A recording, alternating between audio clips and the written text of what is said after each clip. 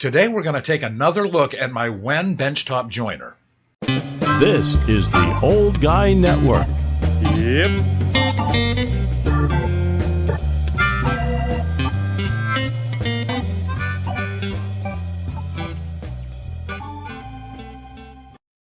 Welcome back to the Old Guy Network. I'm the Old Guy, the OG, Jay, and you know who you are. And, well, yeah, let's take another look at the joiner that I bought just about a month ago. I've used this quite a bit. It is a WEN 6559 10 amp 6-inch benchtop joiner. I still like it. It's a nice tool. It's allowed me to do a lot of things I couldn't do before, and now with the addition of my planer, I've really been able to make some really nice stuff. But there are a few things that I have encountered while I've been using this, and I just wanted to share that and pass that along, because when I originally got it, I let you know I hadn't used a joiner in years and years and years, about 40 years probably, and so I was not the guy to tell you how to use it properly or what to do or how to set it up properly, but we did the unboxing anyway, and I do like the tool, but now I've learned a few things and I want to pass that along. Would I have bought this joiner before? You know, if I knew what I know now, maybe. We'll save that to the end of the video and I'll let you know just what I'm thinking. But there are a few things. The first thing I want to talk about is the surface of the joiner. If you're using pallet wood like I am, or using scrap wood or wood that was used for another project, and you're resurfacing this wood and you want to renew it and build something else out of something that's already been something else, there's one thing you need to really be aware of. Think of sandpaper. It's paper with an adhesive and then sand on it, right? And it has an abrasive on it so it can sand things. Well, when you're using pallet wood, especially pallet wood that has not been inside its whole life, or it's been sitting outside, dragged through the mud, it looks like this. This was actually not one of the worst pieces. This was just one. I mean, a lot of them are like that. There's dirt all over this. It has sand on it. It has dirt. It has an abrasive on it. So when you run that across your table, you are sanding your bed. That's just the way it is. And you are going to get scratches in this. Not sure. I did mention this in the video, but I think it got edited out. So I just want to let you know, the first thing you should do, the very first thing you should do is lubricate the bed on the joiner. I don't care what joiner you get or what table saw you get or planer or whatever. You should lubricate the bed, and the best way to do that is first remove the oil that they put on the bed, because they put that on there for protection, and you remove that with either an acetone or lacquer thinner or something that is going to take that off, clean it up really nice, and then you want to use a quality paste wax like Johnson wax or Men wax, something that's a very thick wax. You want to use that on the bed. Make sure that it's well lubricated, so when you put your boards that are all crappy like this, it doesn't harm them as much. Now, if it does, if unfortunately you get scratches, and you are going to get scratches, that's just the way it is. Nothing you can do about it. When that happens, you want to run your hand over it and make sure there's no burrs that are up top, on the surface. If there are, you can just get some polishing compound or WD-40, one of two things that all old guys have to have. If you don't have a can of WD-40 or a roll of duct tape, you're not really an old guy. I don't know what you are, but you got to have WD-40. And I have a can like within 10 feet of me all the time. They're everywhere. But you just put on some WD-40, and then you take some 00000 grade steel wool. You want ultrafine steel wool, and just go over that. Now, some people, I've looked at other websites and looked at other people's comments, and they say, oh no, just get some ultrafine sandpaper, get some 20,000 grit sandpaper and just sand it down. I don't know if that's a good idea or not. I'm not going to do that, because unless you're really good at sanding and you know what you're doing, you are going to put little valleys in your table, and that's no bueno. That's no good. Don't do that. In my opinion. Now, I could be wrong about that, but I don't suggest you do that. I like the idea of the ultrafine steel wool. I use that steel wool for a lot of things. When I'm done finishing my projects, I go over that, and it makes it nice and smooth, and you should be okay. But make sure you lubricate the bed. You got to have proper lubrication. You got to put the wax on it, and that not just for your joiner. I'm talking for your table saw, for your planer, for whatever. If it's got a metal surface on it, and you're passing wood through it, you want or need to put some kind of wax or some kind of coating on it.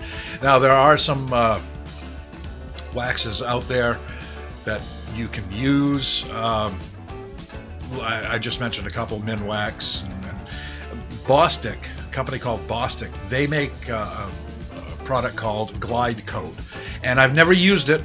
It's a spray, and I've never used it, but I am told that it works very, very well. Now, when you're waxing your table too, it's not just good enough to do it once. Make sure you do it a lot. And you can't say, well, once a week, once a month, it depends on how much you use your tool, right? I mean, I use this joiner now all the time, so I wax it just about every day. And that's just the way it is. What do I use? Minwax, because I had some here. And, that's what you want to do. In a separate video, I showed you how to replace the blades in the joiner. And replacing the blades, that's the easy part. But actually getting the blade set up right so it's a nice flat surface and getting it aligned properly, that's tricky. One of the things that makes it even trickier on this particular joiner is the fact that it doesn't have a spindle lock. It doesn't lock the blades in place. First thing you have to do is make sure that the blades are at the highest point, and then you can adjust them with the set screws that are in the spindle. Well, if you don't have a spindle lock, you got to make a jig, or you got to do something in order to keep it stable and at the highest point. Some joiners actually have spindle locks on them. This one does not. Just for that, if I had known about that, I probably wouldn't have bought this one, because there are several that actually have spindle locks on it, and the price isn't that much more. It's a little bit more on some of them. There's the Porter Cable. There's also, what was the other one? The Craftsman, which I didn't really like the Craftsman when I took a look at it, but it does have a spindle lock, so you want to, consider that when you're purchasing yours. The other one is a company called, and I keep looking over here because I've never heard of this company before, Wuhada. I've never heard of it. I've never seen one in person, but it does have a spindle lock, so you might want to check that out too. I'll leave links in the description below of all three of those, so you can take a look at those too, plus the WEN 6559 joiner that I bought. But it doesn't have a spindle lock, so that makes it a little bit more difficult to replace the blades and to adjust the blades. Replacing them, piece of cake. Adjusting the blades, that's where it gets difficult. Now, the other thing that I've looked at a lot of other videos and a lot of other woodworking groups and listened to what people have said about the surface of the beds on the joiner itself. If they are not properly aligned, you can align them so they are correct. But with the WEN, it is extremely difficult. Now, I don't know, maybe that's just normal and they're all the same. But with the WEN, you have to get underneath it, and you really can't get underneath it. You can't turn it upside down because you have to do something. I don't know. It's really, really, really screwy. I saw one guy said that the only way he could do it was by taking the joiner and putting it on two sawhorses, climbing underneath of it, and doing everything like Michelangelo in the Sistine Chapel, right? And said it was really, really difficult. I'm going to take their word for it because I've never had to do it. I hope I don't ever have to do it because it does look really, really tough to do. I've perused the instructions, and it shows you how to do it. They tell you how to do it. It's right there in black and white, but it looks really, really difficult.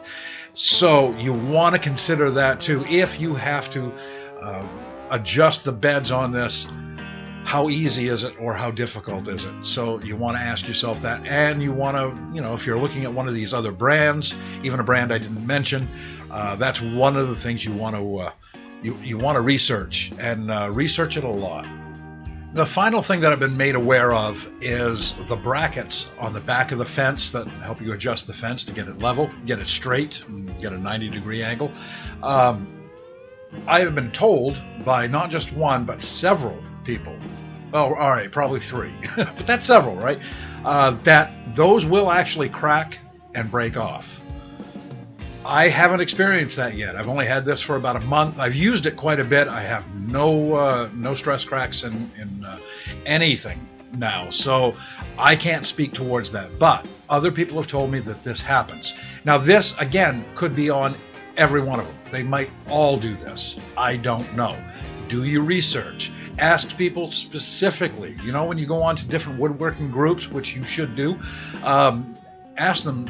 You know, if you see somebody that has the Craftsman or the Porter Cable or whatever, ask them, well, have you had any problems with the brackets? You know, are there any parts on it that show any stress, cracks, or any stress at all?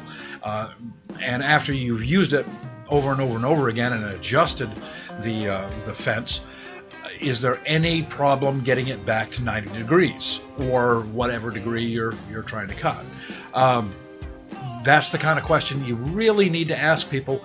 It's going to help you in the long run. I wish that I'd done a little bit more research before I bought this, because again, I might not have bought this one. I think I'm kind of warming up to the Porter Cable. You know, at least I've heard of Porter Cable, but I don't know. If you have a Porter Cable, or if you have a WEN or a Craftsman or whatever the other one was, I know I screwed up the name on that one too, but whatever you have, and you have some comments about this, please leave a comment down where the comments go. I want to know if it helps other people, if it helps me. That's just a wonderful, wonderful thing. So please leave a comment if you have information about anything that I mentioned in this video. I sure would appreciate it, and I know other people would too.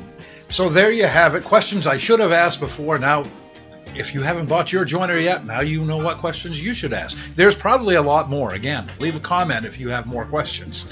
I always like that. But that's going to do it for me, the old guy. And I sure am glad you stuck around the trailer hood with me. It's just awesome when you do that. So thank you so much for that. If you like this video, if it did anything for you whatsoever, please hit like, please hit share. Just subscribe to the channel, okay? Just subscribe. It only takes a second, doesn't cost anything, and it sure helps me out a lot. So more and more people get to see these videos. It's all about helping people, and you know that's what I'm here for. So until next time, I'm the OG, and I'm out.